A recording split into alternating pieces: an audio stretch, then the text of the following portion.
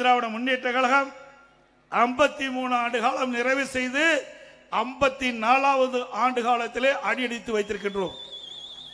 இந்த 54வது ஆண்டு துவக்க விழா என்பது ஒரு சிறப்பு வாய்ந்த விழாவாக இருக்கின்றது.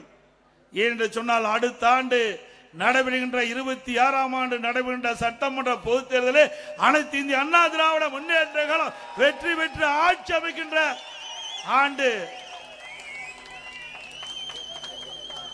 அதனால 54ஆம் ஆண்டு அண்ணா திமுகவுக்கு ஒரு மகிழ்ச்சியான ஆண்டாக இருக்கும். இன்றைக்கு அனைத்து இந்திய அண்ணா திராவிட முன்னேற்ற கழகம் துவங்கப்பட்டு 53 ஆண்டு காலம் நிறைவு செய்து 54வது ஆண்டு காலம் அடியெடுத்து வைத்துக் கொண்டிருக்கின்றோம். பொன்மனச்சம்பல் புரட்சி தலைவர் எம்ஜிஆர் அவர்கள் இந்த இயக்கத்தை தொடங்கினார்.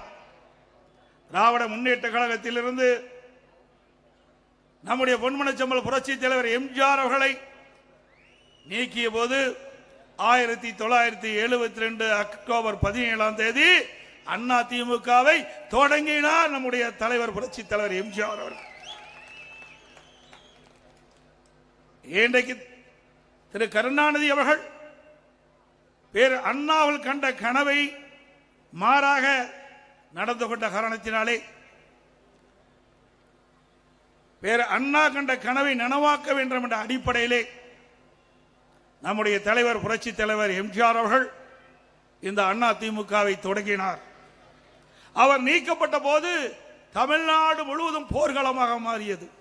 எங்கே பார்த்தாலும் ஆர்ப்பாட்டம், சாலை மறியல், அந்த அளவுக்கு மகிழ்ச்சியுடைய எழுச்சி பார்க்கப்பட்டது, மக்களுடைய எழுச்சி பார்க்கப்பட்டது.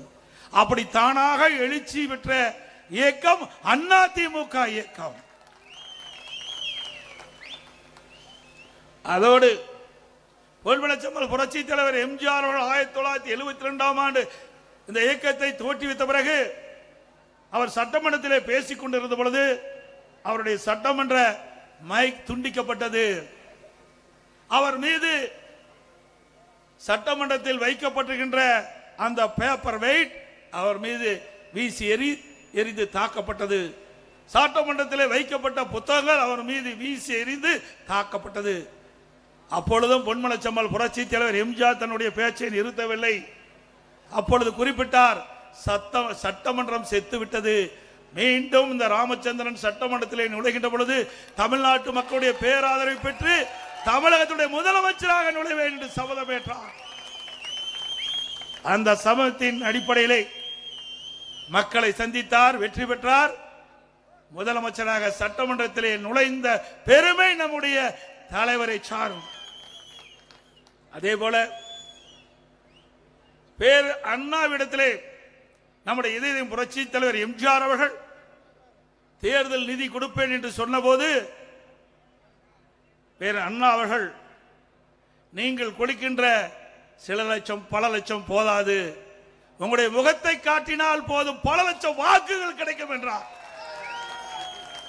அப்பொழுதே மக்களுடைய செல்வாக்கு எந்த அளவுக்கு இருக்கின்றது என்பதை நாம் உணர வேண்டும்.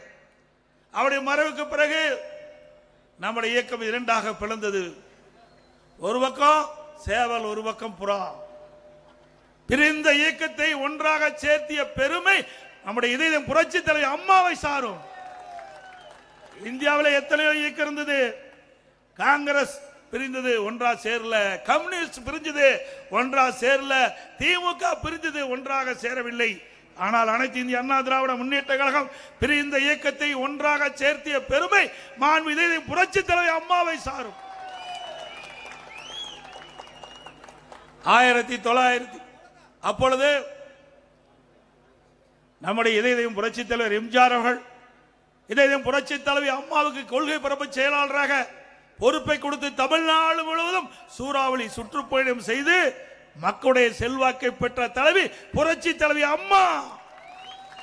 புரட்சி தலைவர் எம்ஜிஆர் அவர்கள் இருக்கின்ற பொழுது அனைத்து இந்திய அண்ணா திராவிட முன்னேற்ற கழகத்தை நிர்வகிக்கக்கூடிய திறமை அம்மாவிடத்தில் இருப்பதாக கண்டு அந்த கொள்கை பரப்பு செயலாளரை கொடுத்து இன்றைக்கு தனக்கு பின்னாலே இந்த இயக்கத்தை கட்டி காக்கக்கூடிய பொறுப்பை அம்மாவிடத்திலே அன்றைய தினமே புரட்சி தலைவர் எம்ஜிஆர் அம்மாவை கண்டுபிடித்து ஒப்படைத்தார்கள். அதுக்கு பிறகு இரண்டாக இயக்கம் பிறந்தபோது ஒரு பக்கம் புறா, ஒரு பக்கம் சேவல். அம்மா தலைமையிலே நாங்கள் இருந்தோம். சில பேர் திரு ஜானகி அம்மா பக்கம் இருந்தாங்க. அப்பொழுது சுமார் 29 பேர்கள் வெற்றி பெற்றோம். முதலிலே 27, பிறகு ஒன்றாக இணைந்த பிறகு 2, 29 பேர் வெற்றி பெற்றோம். இதே புரட்சி தலைவி அம்மா அவர்கள் எதிர்க்கட்சி தலைவராக இருந்தார். அப்பொழுது சட்டமன்றத்தில் பேசிக் கொண்டிருந்த பொழுது பெண் என்றும் பாராமல், ஒரு எதிர்க்கட்சி தலைவர் என்று பாராமல், ஒரு சட்டமீற்ற மாமன்றத்திலேயே ஒரு முதலமைச்சர் திரு கருணாநிதி அவர்கள் அமர்ந்திருக்கின்ற பொழுதே, அப்பொழுது நானும் மாண்புமிகு அம்மா அவர்களுடைய கருணையால் நான் எடப்பாடி சட்டமன்றத்திலே வெற்றி பெற்று, சேவல் சின்னத்திலே வெற்றி பெற்று அம்மாவோடு பணியாற்றக்கூடிய சந்தர்ப்பம் எனக்கு கிடைத்தது. இன்றும் என் கண் எதிரே இந்த காட்சி இருந்து கொண்டிருக்கின்றது. அப்பொழுது அம்மா சட்டமன்றத்திலே பேசிக் கொண்டிருந்த பொழுது திடீரென்று அம்மா மீது தாக்குதல் தொடர்ந்தார்கள். புத்தகத்தை வீசி எறிந்து அம்மாவை தாக்கினார்கள். சில சட்டமன்ற உறுப்பினர்கள், சில அமைச்சர்கள் அம்மாவை தாக்கினார்கள். அம்மா தலைமுடியை பிடித்து இழுத்தார்கள். அம்மா சேலை பிடித்து இழுத்தார்கள். அப்படிப்பட்ட கோர காட்சி சட்டமீற்ற மாமன்றத்திலே நடைபெற்றுகின்ற நிகழ்வு. இப்படிப்பட்டவர்களெல்லாம் ஆட்சிக்கு வந்தால் எப்படி இருக்கும் என்பதை நாம் உணர வேண்டும். ஒரு பெண் என்று பாராமல், பிரதான எதிர்க்கட்சி தலைவர் என்று பாராமல், சட்டமீற்ற மாமன்றத்தில் இப்படிப்பட்ட ஒரு கோர காட்சி திமுக ஆட்சியிலே நடைபெற்றது. அப்பொழுது நம்முடைய இதயம் புரட்சி தலைவி அம்மா அவர்கள் சபதமேற்றார்கள். மீண்டும் இந்த சட்டமன்றத்துக்கு நுழைகின்ற பொழுது பொதுமக்களை சந்தித்து நியாயம் கேட்டு பொதுமக்கள் ஆதரவோடு நான் வெற்றி பெற்று தமிழகத்தினுடைய முதலமைச்சராக சட்டமன்றத்தில் நுழைவேன் என்று சபதமேற்றார். அதே போல மக்களை சந்தித்தார், நியாயம் கேட்டார், அது இடங்களே வெற்றி பெற்றார். தமிழகத்தினுடைய முதலமைச்சராக சட்டமன்றத்திலே நுழைந்தார். அதுதான் அனைத்து இந்திய அண்ணா திராவிட முன்னேற்ற வரலாறு. அதே போல அம்மா மறைவுக்கு பிறகு எவ்வளவு பிரச்சனையை நாம் சந்தித்தோம். ஒன்றா இரண்டா, இதுவரை பிரச்சனை சந்தித்துக் கொண்டிருக்கின்றோம். பொன்மனச்செம்மல் புரட்சி தலைவர் எம்ஜிஆர் 1972 அக்டோபர் 17 இந்த இயக்கத்தை தோற்றுவித்ததிலிருந்து இன்று வரை அனைத்து இந்திய அண்ணா திராவிட முன்னேற்ற கழகம் பல்வேறு சோதனைகளை சந்தித்துக் கொண்டிருக்கின்றது. அத்தனை சோதனைகளும் தவிடுபடியாக்கி அதை வெற்றி படிக்கட்டாக்கி இன்றைக்கு தலை நிமிர்ந்து இருக்கின்ற ஒரே கட்சி அனைத்து இந்திய அண்ணா திராவிட முன்னேற்ற கழக கட்சி. இன்றைக்கு இந்தியாவிலும் சரி தமிழகத்திலும் சரி எத்தனையோ இயக்கங்கள் இருக்கின்றன. எந்த இயக்கத்திற்கு இப்படிப்பட்ட சோதனை வந்தது கிடையாது. பொன்மனச்செம்மல் புரட்சி தலைவர் எம்ஜிஆர் கட்சி ஆரம்பித்தது போதும் அவருக்கு சோதனை.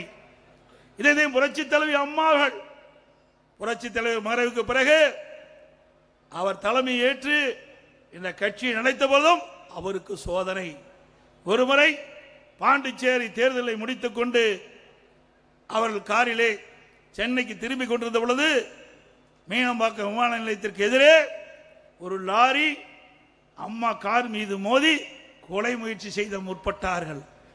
அப்பொழுதும் இறைவனர்களால் தப்பித்து மருத்துவமனை சிகிச்சை பெற்றுக் கொண்டிருந்தார்கள். அந்த சிகிச்சை கூட முழுமையாக பெற முடியாத ஒரு சூழலை திமுக அராஜக ஆட்சியிலே நடைபெற்றது. இப்படி நம்முடைய தலைவருக்கு ஏற்பட்ட கொடுமைகள், இன்னல்கள் ஏராளம்.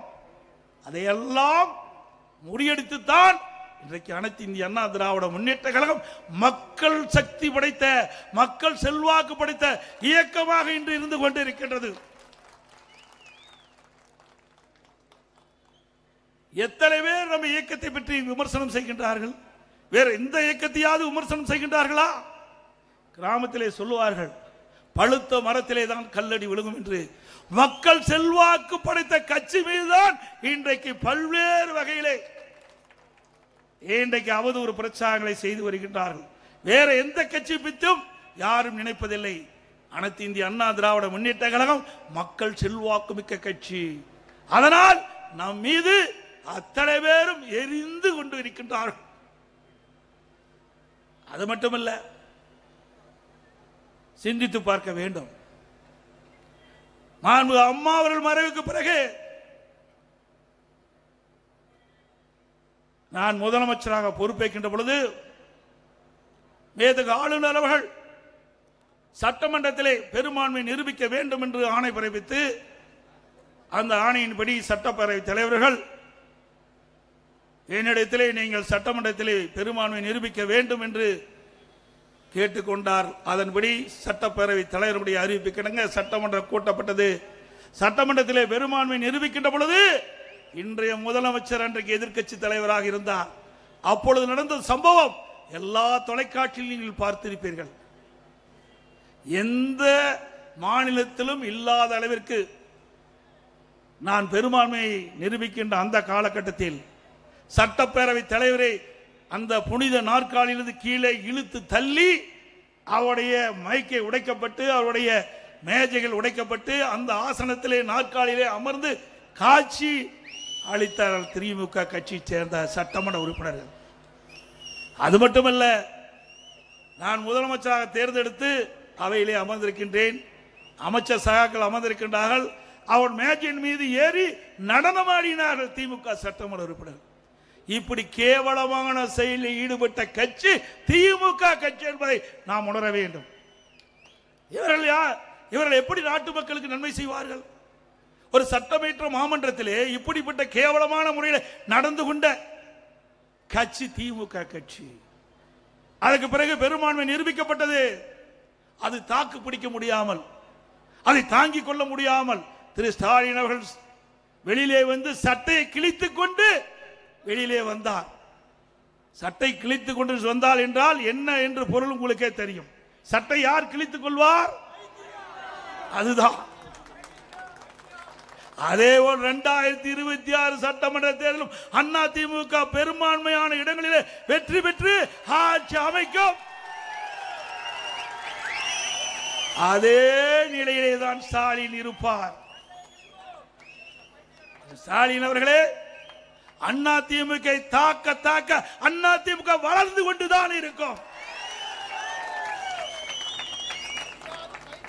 இன்றைக்கு ஆட்சி பொறுப்பேற்று 4.5 ஆண்டு காலம் நிறைவேற்று பெற்றுவிட்டது. இந்த 4.5 ஆண்டு திராவிட முன்னேற்ற கழக ஆட்சியில என்ன சாதனை படைத்தீர்கள் தமிழ்நாட்டு மக்களுக்கு சிந்தித்து பாருங்கள். அனைத்து இந்திய அண்ணா திராவிட முன்னேற்ற கழக ஆட்சியிலே கொண்டு வரப்பட்ட திட்டம், முடிக்கப்பட்ட திட்டத்தை தான் நீங்கள் ரிப்பன் கட்டி அதை கட் பண்ணி திறந்து வைத்துக் கொண்டிருக்கிறீர்கள். வேற என்ன சாதனை செய்தீர்கள்? இந்த 4.5 ஆண்டு காலம் வீணடிக்கப்பட்டு விட்டது. 4.5 ஆண்டு காலத்திலே துறை வாரியாக லஞ்ச ஊழல் நிறைந்து விட்டது. எல்லா துறையிலும் லஞ்சம் இல்லாத துறையே கிடையாது. இந்தியாவிலேயே ஊழல் நிறைந்த மாநிலம் என்றால் அது தமிழ்நாடு தான் என்று சொல்லிக்கிட்ட அளவுக்கு ஒரு மிக மோசமான கேவலமான ஆட்சி தமிழகத்தில் நடைபெற்றுக் கொண்டிருக்கின்றது. சிந்தித்து பார்க்க வேண்டும். மக்களை பற்றி சிந்திப்பதற்கு நேரம் இல்லை. குடும்பத்தை பற்றி சிந்திக்கின்ற முதலமைச்சர் தான் இன்றைய முதலமைச்சர். திமுக என்றால் குடும்பம், குடும்பம் என்றால் திமுக. அது ஒரு கட்சி அல்ல, ஒரு கார்ப்பரேட் கம்பெனி. இன்றைக்கு தமிழகத்திலே குடும்ப ஆட்சி நடைபெற்றுக் கொண்டிருக்கின்றது. தமிழகத்திற்கு 4 முதலமைச்சர் இருக்கின்றார்கள், 4 அதிகார மையம் இருக்கின்றது. ஒன்று திரு ஸ்டாலின், 2 உதயநிதி ஸ்டாலின், பிறகு திரு ஸ்டாலினுடைய மனைவி, பிறகு அருமையா சொல்றீங்க, நம்மை விட மக்கள் தெளிவா இருக்கிறாங்க. 4 அதிகார மையங்கள் தமிழகத்தை ஆட்டி படைத்துக் கொண்டிருக்கின்றது. வீட்டு மக்களை பற்றி சிந்திக்கக்கூடிய முதலமைச்சர் ஸ்டாலின் அவர்கள். 4 அதிகார மையங்களும் இன்னைக்கு மக்களை ஆட்டி படைத்துக் கொண்டிருக்கின்றது. அதனால்தான் லஞ்ச லாவண்யம் இன்றைக்கு தாண்டவம் ஆடிக் கொண்டிருக்கின்றது. இன்றைக்கு திராவிட முன்னேற்ற கழக அமைச்சரவையில் இடம்பெற்றிருந்த நிதி அமைச்சராக இருந்த திரு பழனிவேல் தியாகராஜன் ஒரு கருத்தை சொன்னார். எல்லா ஆடியோலையும் வந்தது. இதுவரைக்கும் ஸ்டாலின் மறுக்கல, எதிர்ப்பு தெரிவிக்கல. அப்பொழுது அவர் அந்த ஆடியோவில் வெளியிட்ட கருத்து, திரு உதயநிதி ஸ்டாலின் அவர்களும் திரு சபரீசன் அவர்களும் சுமார் 30,000 கோடியை கையிலே வைத்துக் கொண்டு என்ன செய்வது என்று தடுமாறிக் கொண்டிருக்கிறார் என்று செய்தி வலைதளத்திலே வந்தது. ஆக கொள்ளையடிப்பதுதான் அவருடைய குறிக்கோள். ஒரு நிதியமைச்சர், அமைச்சர், திமுக அமைச்சர் இடம்பெற்றிருக்கின்ற ஒரு அமைச்சர் சொல்லுகிறார் என்று சொன்னால் அது உண்மைதானே? எதிர்க்கட்சி சொன்னா வேண்டுமென்றே திட்டமிட்டு சொல்லுகிறார் என்று சொல்லலாம். ஆனால் திமுக அமைச்சராக இருக்கின்ற ஒரு நிதி அமைச்சரே சொல்லுகின்ற பொழுது அதிலே உண்மை இருக்கின்ற என்பதுதான் பொருள். ஆக 30,000 கோடி ஊழல் செய்த கட்சி திமுக கட்சி.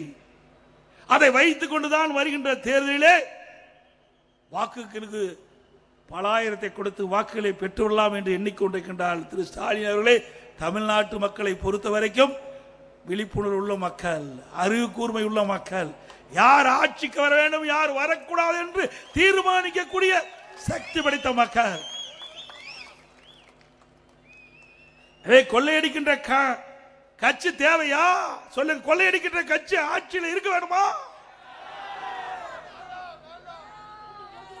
அது மட்டுமல்ல, குடும்ப அரசியல், வாரிசு அரசியல். வாரிசு அரசியல் என்று சொன்னா ஒரு கட்சியினுடைய அமைச்சர் இருப்பாங்க, அவருடைய மகன் எம்எல்ஏ எம்பி ஆகுவாங்க. அது கிடையாது. அடுத்த ஆண்டு அவர் குடும்பத்தில் யார் வேணாலும் ஆகலாம், ஆகாதையும் போகலாம். ஆனா வாரிசு அரசியல் என்பது அந்த கட்சிக்கு தலைமை பொறுப்பேற்கின்றவர் தான் வாரிசு அரசியல். திரு கருணாநிதி இருந்தார், அதுக்கு பிறகு ஸ்டாலின் அவர்கள், அதுக்கு பிறகு உதயநிதி ஸ்டாலினை கொண்டு வருவதற்கு முயற்சி செய்கின்றார். அவருக்கு பிறகு இன்ப நிதி வருவதற்கும் இன்றைக்கு பிள்ளையார் சொல்லி போட்டுக்கிறாங்க. ஆக திரு கருணாநிதி குடும்பம் என்ன அரச பரம்பரை குடும்பமா? இவர்தான் ஆட்சிக்கு வர வேண்டுமா? இவர் குடும்பத்தை சேர்ந்தவர்கள் முதலமைச்சராக இருக்க வேணுமா? இங்க இருக்கின்ற யாராவது ஆனா என்ன மக்களை பாதுகாக்க முடியாதா? வரக்கூடாதா? இது ஜனநாயக நாடு. மேடையில் இருக்கின்றவர்கள் யார் வேணாலும் வரலாம். இங்க இருக்கின்றவர்கள் யார் வேணாலும் தமிழகத்தினுடைய முதலமைச்சராக வருவதற்கு தகுதி இருக்குது. ஆனா திமுகவில் மட்டும்தான் கருணாநிதி குடும்பத்தை தவிர எவரும் வர முடியாது. அனைத்து இந்திய அண்ணா திராவிட முன்னேற்ற கழகம் ஒரு ஜனநாயக நீதி உள்ள கட்சி. ஒரு சாதாரண தொண்டன் கூட இந்த இயக்கத்திற்கு பொதுச் செயலாளராக வர முடியும்.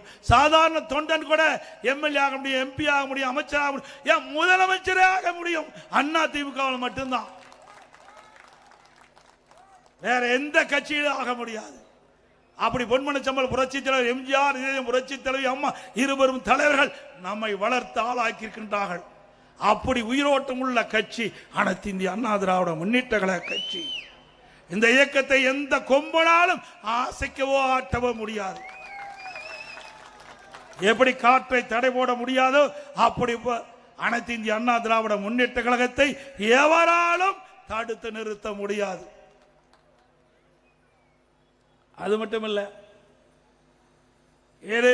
ஸ்டாலின் அவர்கள் உதயநிதி ஸ்டாலின் அவர்களை முதலிலே சட்டமன்ற உறுப்பினர் ஆக்கினார், பிறகு அமைச்சர் ஆக்கினார், இப்பொழுது துணை முதலமைச்சர் ஆக்கியிருக்கின்றார். அந்த கட்சியில் உழைத்தவர்கள் யாரும் இல்லையா? எத்தனை பேர் மூத்த தலைவர் இருக்கின்றார்கள். எப்பொழுது பார்த்தாலும் ஸ்டாலின் பேசுவார். எமர்ஜென்சியில் மிசா சட்டத்திலே நான் சிறையிலே இருந்தேன் என்று சொல்லுவார். அதேபோல் அவரை விட மூத்த அமைச்சர்கள், திராவிட முன்னேற்ற கழகத்துக்காக உழைத்தவர்கள், பல முறை சிறை சென்றவர்கள், திராவிட முன்னேற்ற கழகத்திற்கு வெற்றி வாய்ப்பு பெறக்கூடிய அளவிற்கு உழைப்பு கொடுத்தவர்கள், அந்த மூத்த தலைவர் இருக்கின்ற வரிசையிலே திரு உதயநிதி ஸ்டாலின், திரு கருணாநிதியுடைய பேரன், திரு ஸ்டாலினுடைய மகன் என்ற ஒரே தகுதி தான் இருக்குது. வேற என்ன தகுதி இருக்குது? என்றைக்காவது சிறைக்கு போனது உண்டா? மக்களுக்காக போராட்டம் நடத்தது உண்டா? எதுவுமே கிடையாது. திரு கருணாநிதி குடும்பத்திலே பிறந்த என்ற ஒரே காரணத்திற்காக துணை அமைச்சராக்கியிருக்கிறார்கள். அந்த கட்சியிலே மற்றவர்களுக்கு இடம் கிடையாது. திரு கருணாநிதி குடும்பத்திலே பிறந்தவர்கள் தான் அந்த கட்சிக்கு தலைவராக முடியும். அந்த கட்சி வெற்றி பெற முடியாது. வெற்றி பெற்றாலும் உயர்ந்த இடத்துக்கு வர முடியும். இங்கதான் எப்படின்னா டெல்லியிலையும் அதே மாதிரி தான். திரு கருணாநிதி குடும்பத்தை சேர்ந்தவர் நாடாளுமன்றத்தில் வெற்றி பெற்றால் அங்க மத்திய அமைச்சராக வர முடியும். திரு கருணாநிதி மகன் திரு அழகிரி அங்கே அமைச்சராக்கப்பட்டார். திரு தயாநிதி மாறன் அங்கே அமைச்சராக்கப்பட்டார். இப்பொழுது திருமதி கனிமொழி நாடாளுமன்றத்திலே நாடாளுமன்ற குழு தலைவராக இருக்கின்றார். மூத்த நாடாளுமன்ற உறுப்பினர் இருந்தாலும் கூட அவர்களெல்லாம் ஒதுக்கி வைத்துவிட்டு திரு கருணாநிதி குடும்பத்தை சேர்ந்த திரு கனிமொழி தான் அங்கேயும் அந்த பொறுப்பை கொடுத்து ஒப்படைத்திருக்கின்றார். அதாவது குடும்ப கட்சி என்று நிறுவனமாகிவிட்டது.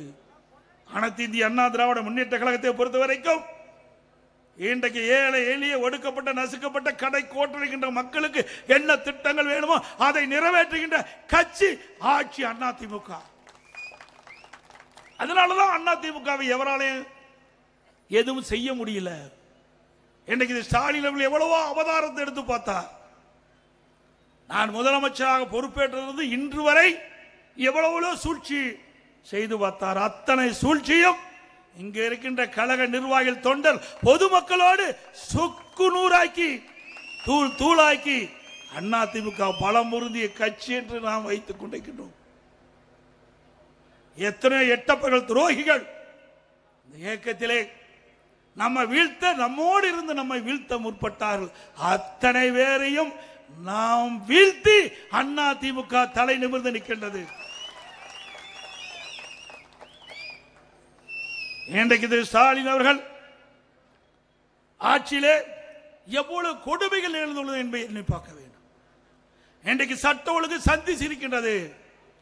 பெண்களுக்கு பாதுகாப்பு இல்லை, சிறுமிக்கு பாதுகாப்பு இல்லை, மூதாட்டிக்கு கூட பாதுகாப்பு இல்லை. அப்படிப்பட்ட அவல ஆட்சி தமிழகத்தில் நடைபெற்றுக் கொண்டிருக்கின்றது. ஆனால் ஸ்டாலின் சொல்கிறார், இந்தியாவிலேயே தமிழகம்தான் சிறந்த மாநிலம், சிறந்த நிர்வாக திறமை உள்ள மாநிலம் என்று சொல்கிறார். திரு ஸ்டாலின் அவர்களே, உங்களுடைய ஆட்சியில் அதிமுக ஆட்சியில் சிறந்த ஆட்சி கொடுத்தோம்.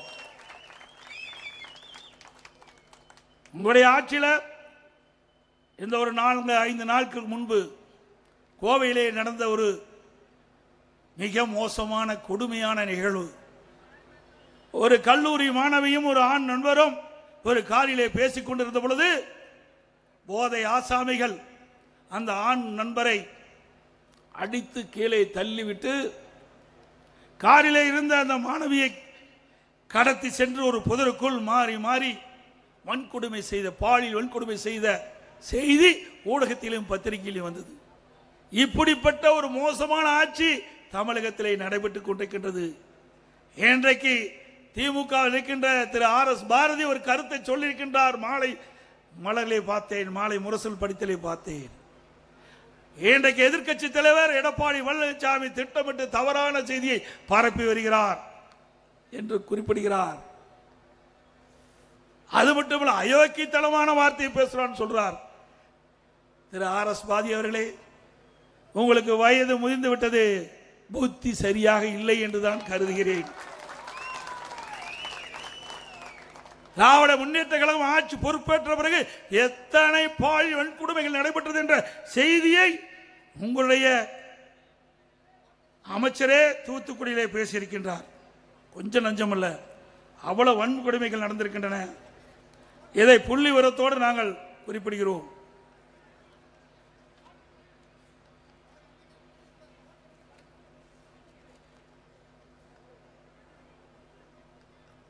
அந்த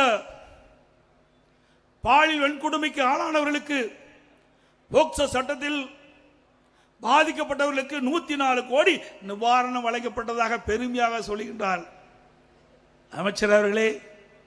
பாலியல் வன்கொடுமை போக்சோ சட்டம் வராத அளவிற்கு தடுத்து நிறுத்தினால் பெருமை, பாதிக்கப்பட்டவர்களுக்கு நிவாரணம் கொடுப்பதால் அது நன்மையாகிவிடாது. ஒரு பாதிப்புக்கு இல்லாமல் மக்களை பாதுகாக்க வேண்டும், பெண்களை பாதுகாக்க வேண்டும், சிறுமிகளை பாதுகாக்க வேண்டும். அதுதான் அதிமுக ஆட்சியிலே நடைபெற்றுக் கொண்டிருந்தது.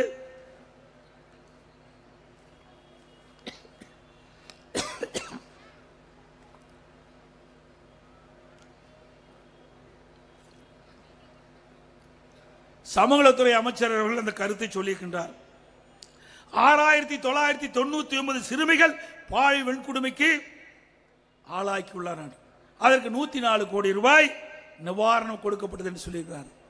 ஒரு ஆட்சி பொறுப்பேற்று 4.5 ஆண்டு காலத்தில் 6999 சிறுமிகள் பாலியல் வன்கொடுமைக்கு ஆளாகப்பட்டிருக்கின்றால் ஒரு ஆட்சி, அது ஒரு கேடுகட்ட ஆட்சி. பெண்களுக்கு பாதுகாப்பற்ற ஒரு ஆட்சி, சிறுமிகளுக்கு பாதுகாப்பில்லாத ஒரு ஆட்சி. அப்படி ஒரு மோசமான நிகழ்வு இந்த ஆட்சியிலே நடைபெற்றுக் கொண்டிருக்கின்றதை நாம் எண்ணி வேதனைப்படக்கூடிய சூழ்நிலை இருக்கின்றோம். அது மட்டுமல்ல,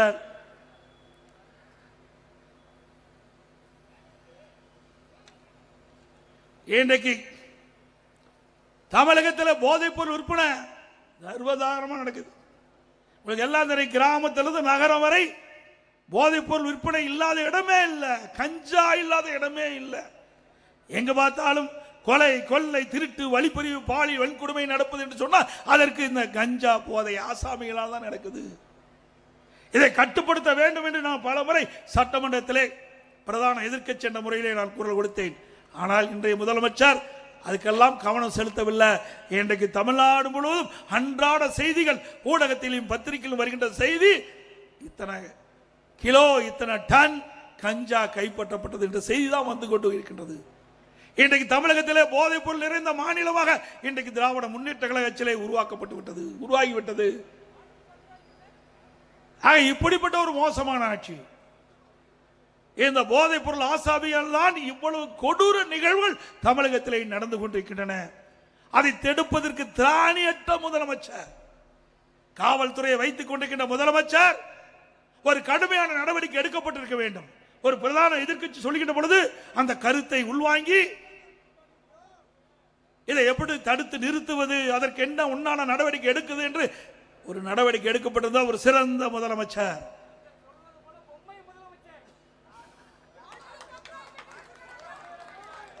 சொல்லிட்டார் அவரே பொம்மை முதலமைச்சர். அது மட்டும் இல்ல,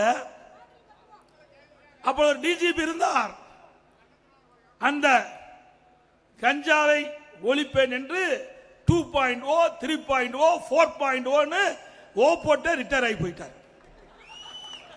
அந்த டிஜிபி கஞ்சா தமிழகத்திலே அறவே ஒழிக்கப்படும் என்று பத்திரிகையிலே செய்தி 2.0, 3.0, 4.0 என்று தினந்தோறும் செய்தி வெளியிட்டு அவர் பணி ஓய்வு பெற்றதுதான் மிச்சம்.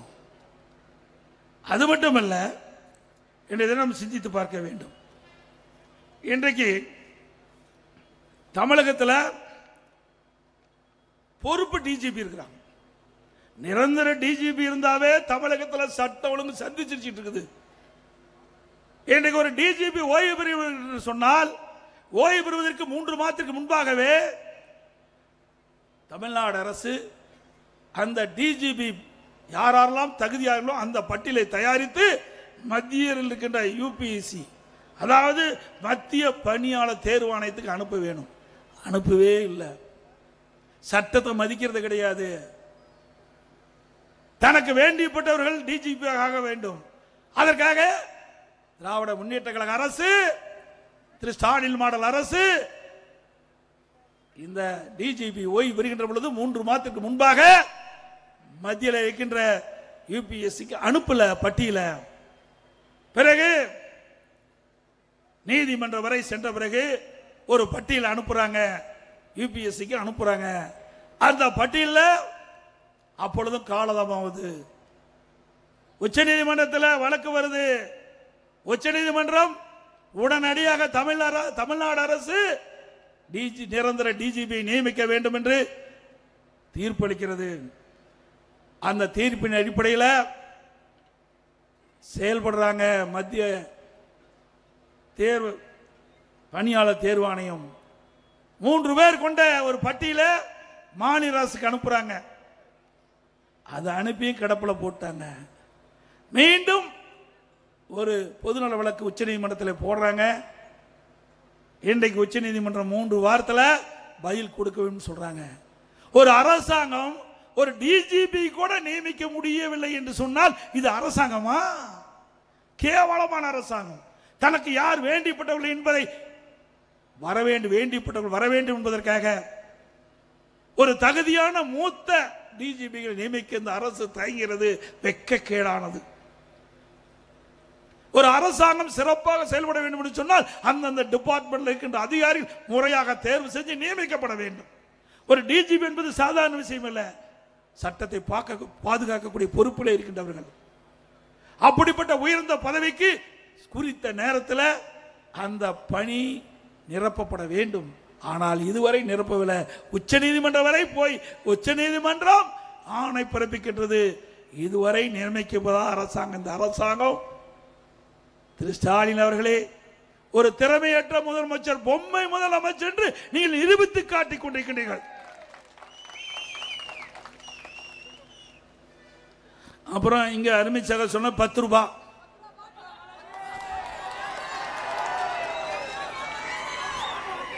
₹10 உங்களுக்கு தெரியும்.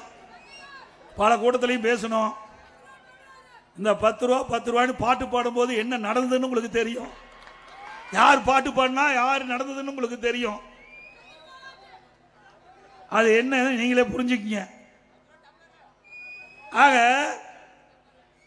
திராவிட முன்னேற்ற கழகம் ஆட்சி வந்ததுக்கு பிறகு தமிழகத்தில் டாஸ்மாக் கடை சுமார் 6000 கடைகள் இருக்கின்றன.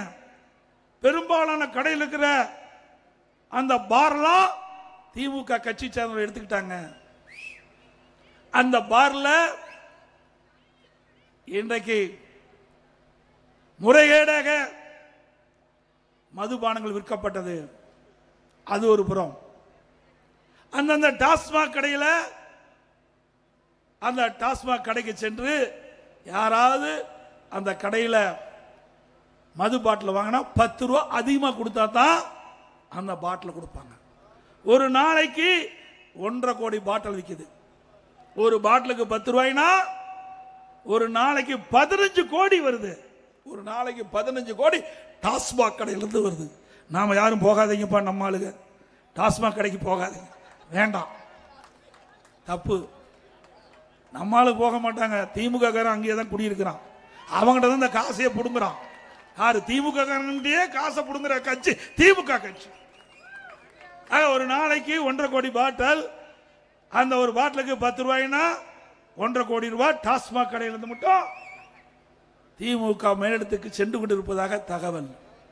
அதோட மாசத்துக்கு 450 கோடி,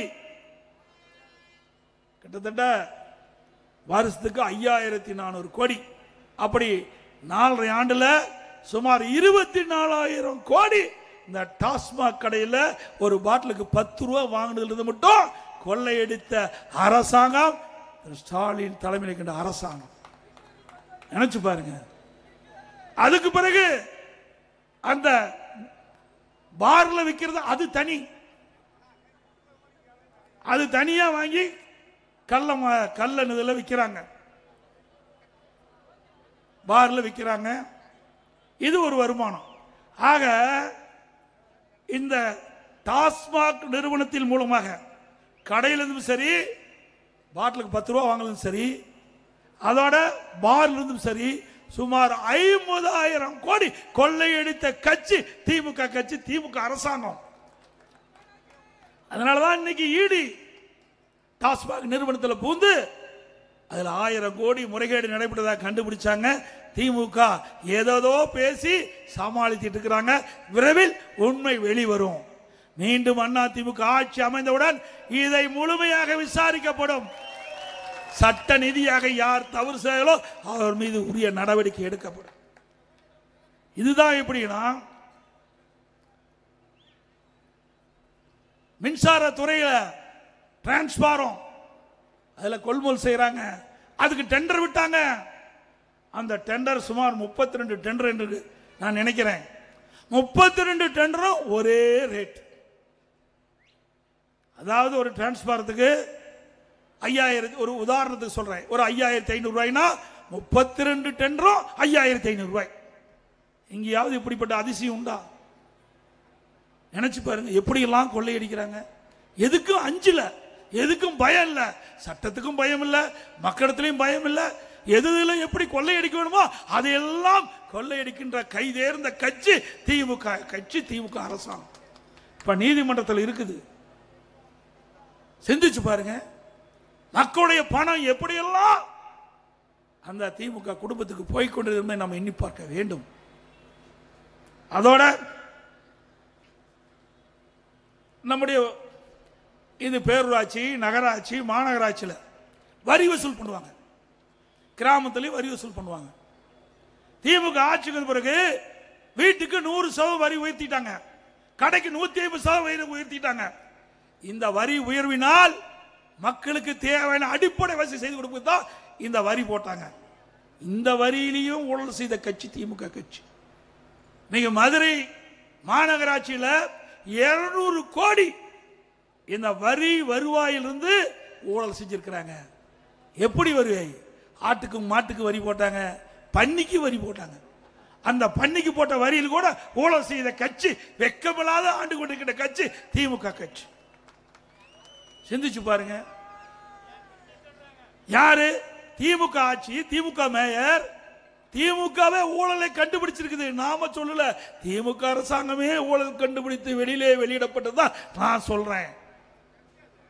அது மட்டுமல்ல, அந்த மாநகராட்சியில் இருக்கின்ற அந்த 5 மண்டல குழு தலைவர் ராஜினாமா, நிலைக்குழு உறுப்பினர் 2 பேர், அந்த குழு 2 பேர் ராஜினாமா.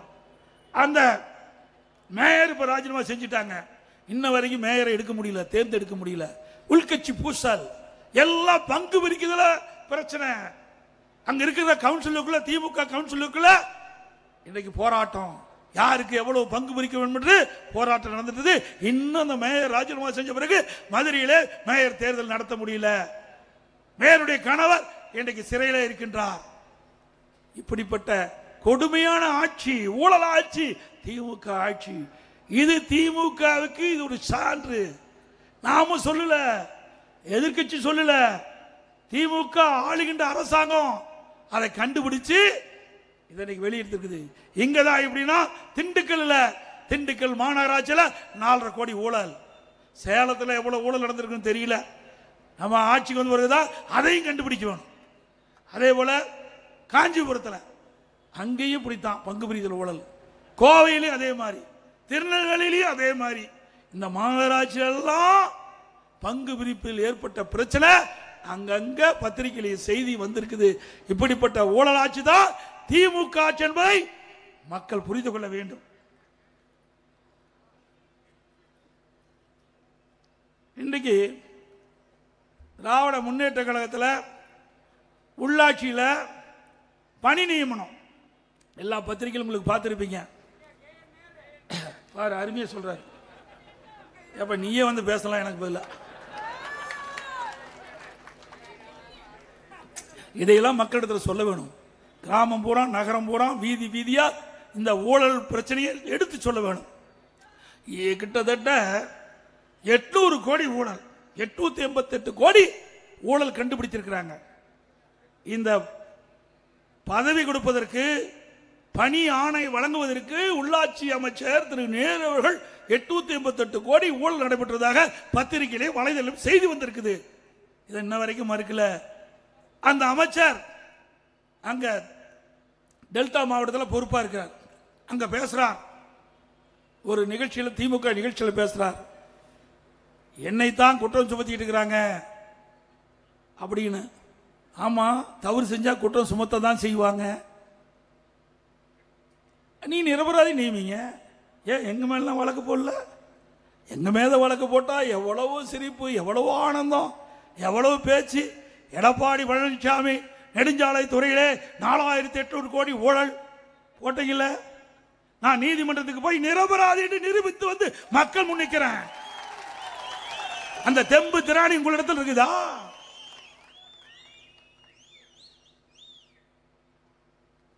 நீதியரசர் கூட கேட்டார், வழக்கு போடு, என் மீது வழக்கு போட்டவரே அந்த வழக்கை திரும்ப பெறுவேன் என்று சொன்னார். நான் இல்ல, என் மீது ஊழல் குற்றச்சாட்டு சொல்லி மக்களிடத்திலே பரப்பி விட்டார்கள். இன்றைக்கு இருக்கிற முதலமைச்சர், அன்றைக்கு எதிர்க்கட்சி தலைவராக இருக்கின்ற காலத்திலே சட்டமன்றத்திலே பதிவு செய்திருக்கிறார். இன்றைக்கு முதலமைச்சராக பதிவு செஞ்சிருக்கிறார். எடப்பாடி பழனிசாமி நெடுஞ்சாலை துறையிலே 4008 கோடி ஊழல் என்று அந்த சட்டமன்றத்திலே பதிவிலே இருக்கின்றது. அதை நீக்க முடியாது. ஆகவே நான் அவர்கள் வழக்கை போட்டவர்கள் வழக்கை திரும்ப பெற என்று சொன்னாலும் நான் வழக்கை நடத்துறேன் என்று சொன்னேன். நீதியரசர் சொன்னார், இந்தியாவிலேயே நீங்க தாங்க வழக்கு நடத்துறேன்னு சொல்றீங்க, வேற எவரும் வழக்கு நடத்துன்னு சொல்ல, எல்லா வழக்க வாய்தா வாங்கிட்டு இருக்கிறாங்கண்ணா. ஆக வழக்கு நடத்தினேன், நிரபராதி என்று நிரூபித்து காட்டினேன். மீண்டும் உச்ச நீதிமன்றம் போனாங்க இதே திமுக, அங்கே போய் வழக்கு நடத்தினேன், அங்கே நிரபராதி என்று நிரூபித்து உங்கள் முன் நான் பேசிக் கொண்டிருக்கின்றேன். அப்படி தில்லு திராணி தெம்பு இருந்தா இந்த அமைச்சர்கள் உங்கள் மீது ஊழல் குற்றச்சாட்டு சொல்லியிருக்காங்களா? நீதிமன்றத்தில் வழக்கு வந்தா வாய்தா வாங்காம நீதிமன்றத்தில் ஆஜராகி அங்கே வழக்கை நடத்துங்கள், நிரபராதி என்று நிரூபிங்கள். முடியாது, ஏன்னா ஊழல் செஞ்சிருக்காங்கல்ல. எங்கள் இடத்துல மடியிலே கனமில்லை, வழியிலே பயமில்லை. இன்னும் சொல்றான் பல பேர், வடநாட்டில் எடப்பாடி பழனிசாமி என்னன்னு உங்களுக்கு தெரியும். என்ன பூச்சாடி கட்டினாலும் எடப்பாடி பழனிசாமி பயப்பட மாட்டார். சட்டத்தின் ஆட்சி நடத்தினோம். அண்ணா திமுக ஆட்சிக்கின்ற பொழுது, நான் முதலமைச்சராக ஆக்கின்ற பொழுது சட்டத்தின் ஆட்சி நடைபெற்றது. சட்டப்படி தவறு செய்தவர்களை கண்டுபிடித்து சிறைகளை அடைத்தோம், நீதிமன்றத்தில் ஆஜர்படுத்தினோம். உங்களுடைய ஆட்சியில் அப்படியா இருக்குது? கிடையாது. வேண்டுமென்று திட்டமிட்ட துரோகிகளும் இன்றைக்கு பேசி வருகிறார்கள். இவரெல்லாம் எப்படிப்பட்டவர் என்பதை எண்ணி பாருங்கள். இவரெல்லாம் இயக்கத்திற்கு விசுவாசமானவர்களா? சிந்தித்து பாருங்கள்.